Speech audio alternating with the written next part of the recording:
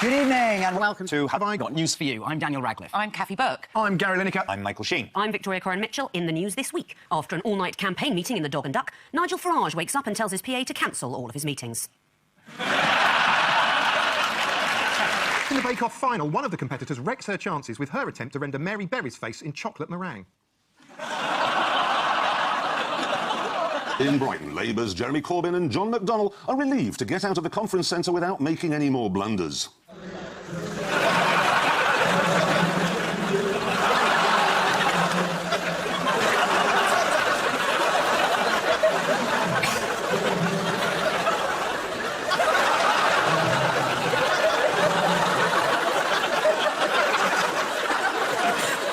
And in Folkestone, there's news that the Tories are testing out a scheme to stop illegal immigration. Help me bring it in! Trying to get out of the country.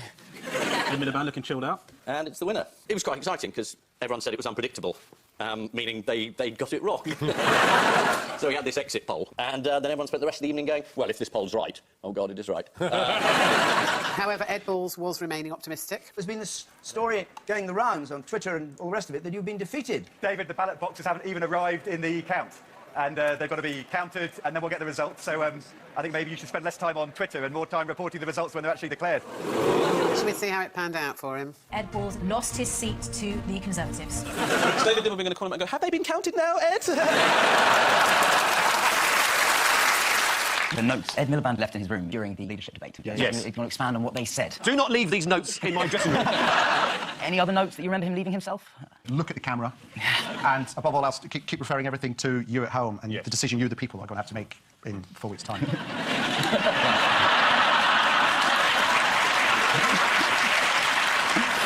According to the Daily Mail, the debate saw SNP leader Nicola Sturgeon transform herself into a glamorous imperatrix. That's one of my favourite spells. David Cameron gave an interview to Heat magazine. Ah, the tough ones first. Yes. David Cameron's in Heat. Yeah. He does some very, very good acting in the video, which is worth watching, because obviously they're tough questions, but, you know, he needs to show that they're tough. So...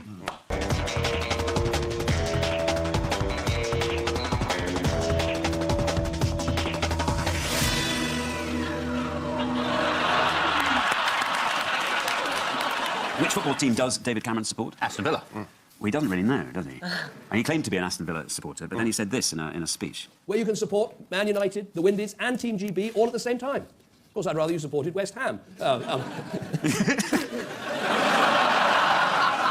Most football fans forget who they're supporting in moments of stress. Liverpool fans are often claiming to be fans of Manchester United when they're very tired. But he gave another explanation as well to Lorraine. He told her he'd said West Ham by mistake because he passed their East London ground in a helicopter the previous day. Which of us hasn't done that? Let's play a game of Can you tell who it is when they're wearing high-vis? OK, who's this? Oh, let's... Well, Clegg? No, it's That's Osborne. Osborne. Clegg's in the body bag. What are they on about? Diddly-dee. We will create more catapult centres. That's got to be for us. Is that a UKIP thing? They're going to be in Dover. No, that is a Conservative promise. It's about research centres for robotics. I stand corrected. Yeah. Let's just meet a UKIP voter from Essex. My buttocks are smooth, my mind is clear. Vote UKIP.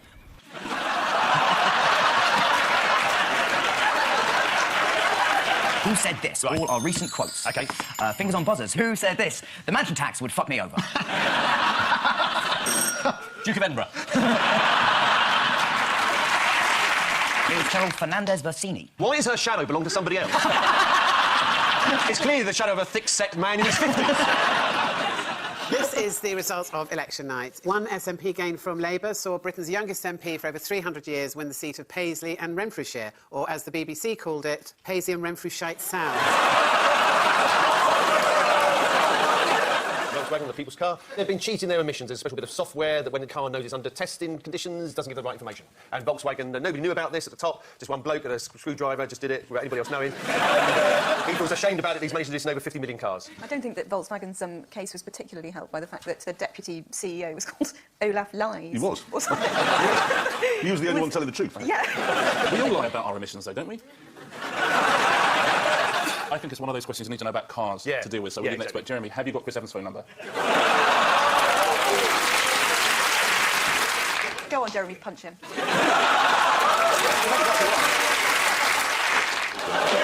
Oh, he's rolling up his sleeve. He's rolling up his sleeve.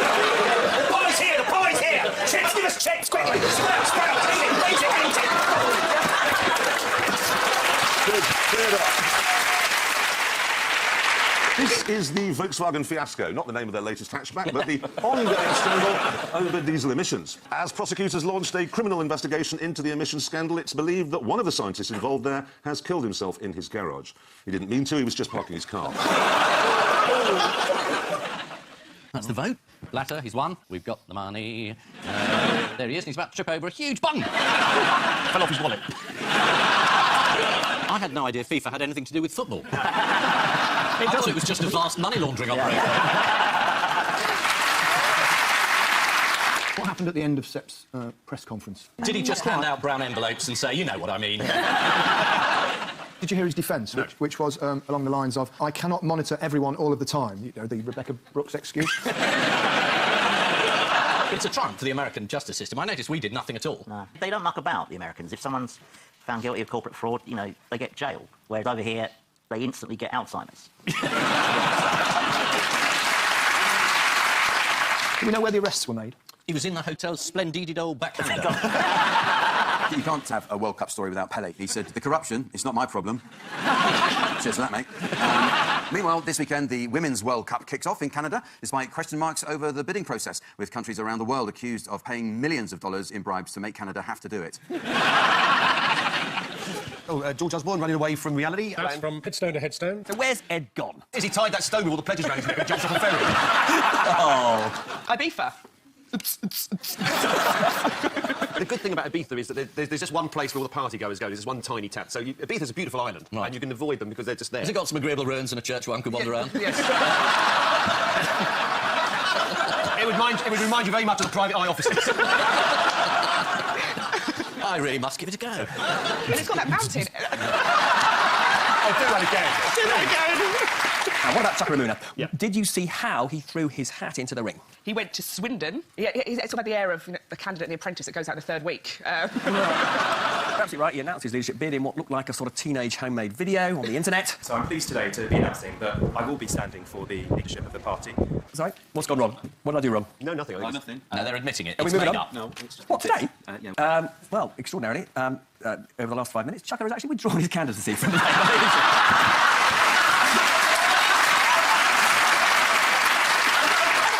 This has got to be the most powerful programme on television. We haven't even gone out. Now, did you see some of the ingenious attempts to spoil the ballot paper last week? No. Right. One voter in Montgomeryshire tried to make a protest against standing Tory MP Glyn Davis, who said this voter decided to draw a detailed representation of a penis instead of a cross in my box on one ballot paper. Amazingly, because it was neatly drawn within the confines of the box, the returning officer deemed it a valid vote for me. So I wonder what this is, Jeremy Corbyn. Happy front bench, and that was the last speech. OK, so there was a meeting of the Parliamentary Labour Party on Monday night, which the Telegraph described as heated. Why was that? It's getting cold. Do you ever feel that maybe this is all your fault?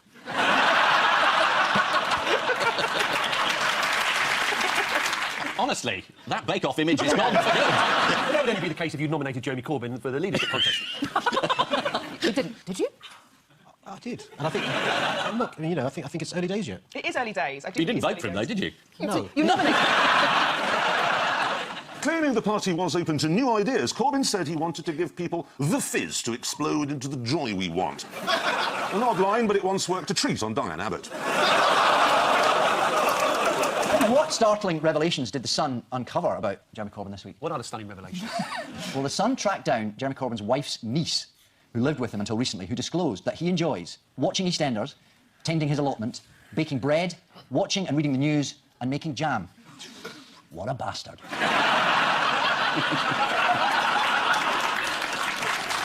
Tax credits. The House of Lords threw out the tax credits bill. It's a triumph for the forces of non-democracy. Who was particularly red in the face about it? I think he was red in the face, apart from George Osborne, but he doesn't, because he hasn't got any blood. Yeah. Was this damaged, George, do you think? Yes. Fatally? One can only hope. According to The Times, David Cameron does not want to be seen to be hitting the poor. He doesn't want to be seen to be doing He it. draws the blinds. Several of the papers identified one clear supervillain in all this. Who was that? Andrew Lloyd Webber. Yes. Mega-rich musical gargoyle, Andrew Lloyd Webber. Musical gargoyle. He flew in from New York to vote for tax credit cuts. It was his first vote in over 2 years, but he did deny he had flown back specifically for the votes. Anyone know why he says he was in town? He was here for an opening of one of his productions somewhere. A new musical called Cuts.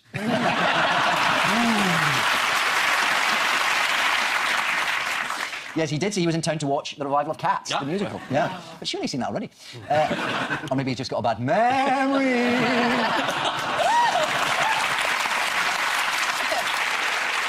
Yes, this is the President of China who's come to visit London. Tell me about this communism. How does it work? Who's asking who? President Xi, is it, I think? Or 11, if you're talking about Roman numerals. The whole exercise was just one long sucking up to the Chinese and not mentioning anything that could embarrass anyone. I think they're all right. They're already on Pizza Express and they haven't touched dough balls. What's the other terrible thing about President Xi that the Mirror discovered? Were his trousers too long? His trousers are touching the carpet. Way too long. He's coming. Is the name of his tailor. All these new jobs that the Tory party say the Chinese investment's going to produce, I mean, we lost nearly that many this week in the steel industry. The government haven't done anything. I get the horrible feeling that David Cameron's watched the full Monty. And he doesn't understand that that's not a viable option for everyone. I watched an incredible documentary about the steel industry this week. The meal was served to musical accompaniment from the Countess of Wessex's string orchestra. It was either them or the Duchess of Kent's rhythm and blues explosion. That's France, that's their rapid reaction force. There's our rapid reaction force. Yeah, this is Paris and the tragedy there and our attempts afterwards to work out what to do. It does strike me as one of the few things we're still allowed to do is sort of make jokes and laugh. So we might have a go at that. Yes, what has been the British government's immediate response? Who have they hired? Who have they hired? They've hired 2,000-something. SAS. SAS. Oh, spies. Should we know that? 1,900 extras. Do you know what that'll cost? About £2 billion, I think. £2 billion for the SAS, another £2 billion for cyber security. Where's this money suddenly come from? From the magnificent management of the economy that the government has done. That means the essential requirements of the safety of the nation. I knew there'd be some comedy tonight. Wembley Stadium looked rather magnificent. The tricolour was up there. The tricolour has been put on various things. Apple did that. Oh, look, there's the bit where the tax should be. One man leading the hunt for the terrorists is Belgium's Interior Security Minister, Jan Jambon, showing defiance to Islamic State, even with his surname. Shortly we'll see Stoke versus Swansea. But first, to round two, the strengthometer of news. Yes. Fingers on buzzers, teams. There was an earthquake in the tip of Kent there. It didn't really affect anybody. Somebody fell out of bed in Sevenoaks and somebody banged their head in Tenterden and a cat in Dover looked the wrong way for a minute. But other than nothing else happened. It went like that. One person tweeted this photo. That's very good. This is why we can't do those extreme weather programmes, isn't it? You know, you can see those programmes on Channel 5. You know, tornadoes tearing houses apart in the Midwest. Stiff breeze in the Cotswolds. On at 9, on 5. Umbrella turned inside out. After one British quake in 2013, a witness said, for a second, it felt like the whole house moved from south to north. How terrifying. Imagine the effect on the property price.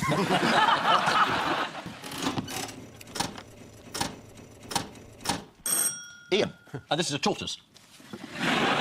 This is his owner. Yes. She left the gate open and he ran away and she was distraught for ages and then someone found the tortoise. I'm still struggling as to how this has made the news.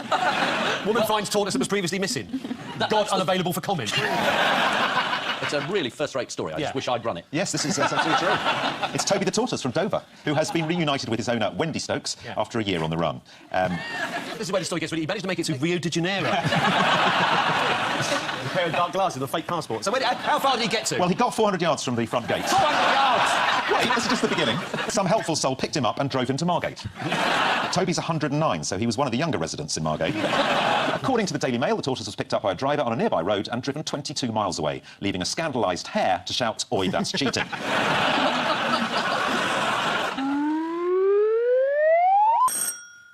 Emoji. It is emoji. In which I happen to be fluent. Oh, laughing face, crying face, poo?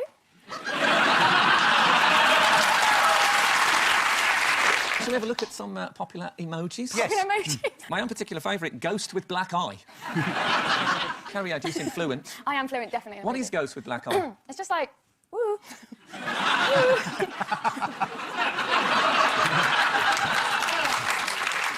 But there's no accentuation on it. I can't tell whether it's woo, woo, or woo. Well, when the emojis take over and you're filling out your CV... They're raced now. Yes. Oh, my God, the emojis are coming. Don't tell UKIP. When the future...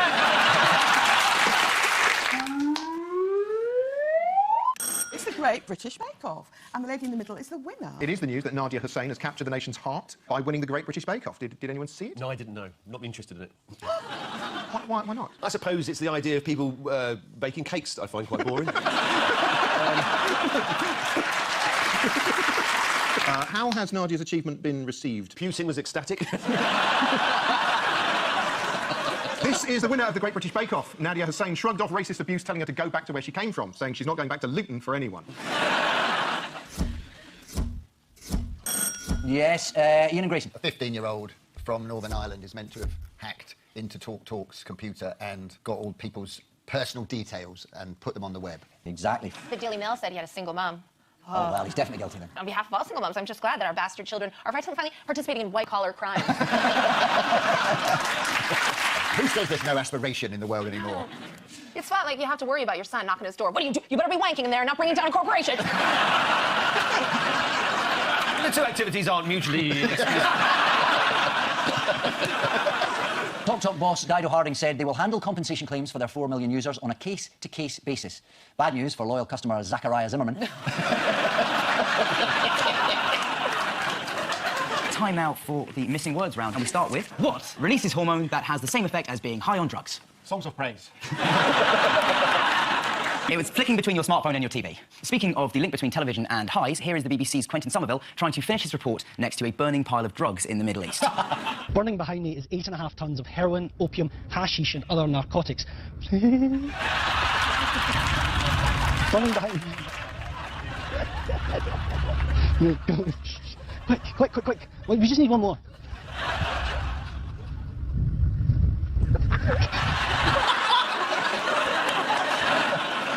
Next, goat that can paint, called what? Is it Nane?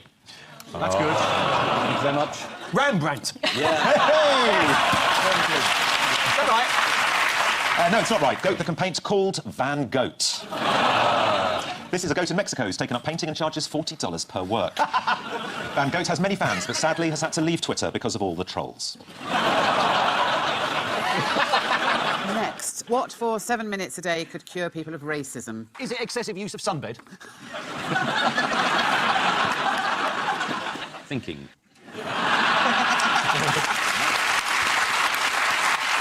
It's meditating. Next, man creates what because he found what embarrassing? Adam created clothes because he found nakedness embarrassing, but that's not exactly a news story, is no. it? Didn't happen this week. No, it is more topical than that. Man creates a special arm because he found selfie sticks embarrassing. Here he is. His other arm hairs need to be the same length. That's to stop him looking stupid. And finally, parachuting beavers, what in the 1940s? What's a popular euphemism? For what? Invading Crete. Creek? Crete. Oh. Oh, sorry, you were on a beaver theme. I thought you were calling sex invading the creek, and I loved that. It's a more interesting answer than the rather obvious. Parachuting beavers thrown out of planes in the 1940s. How can it be cheaper to drop them from planes rather than just take them in a car and just, there you are? What happens if the box doesn't open when they hit the ground as well? They're beavers. Before we go, there's just time for the caption competition. We'll be needing his spirit level in a minute, love.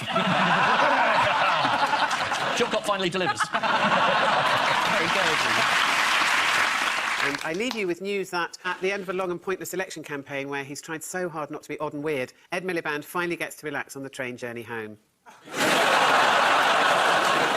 The owner of one of Britain's best-known stately homes appalls visitors with his lewd behaviour.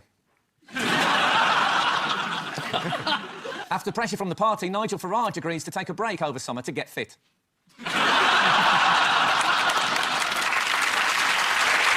And following the arrest of several senior officials, FIFA bring in a new face to help eradicate the culture of greed. Good night.